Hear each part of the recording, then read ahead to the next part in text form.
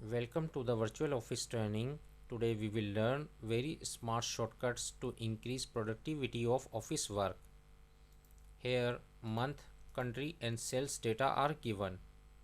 For example, in January USA sales are 6000, in Feb Germany sales are 9000 and so on.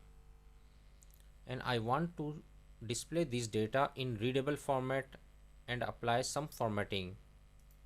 How can we perform this task with shortcut?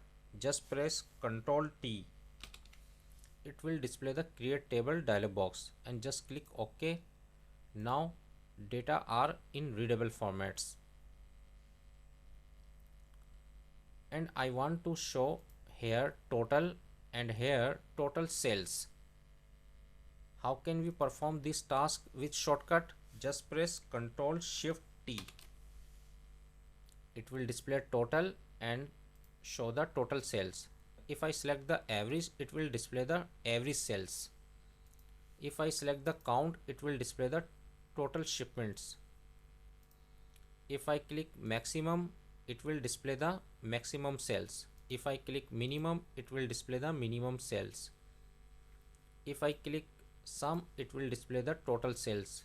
Total sales are 1,15,000.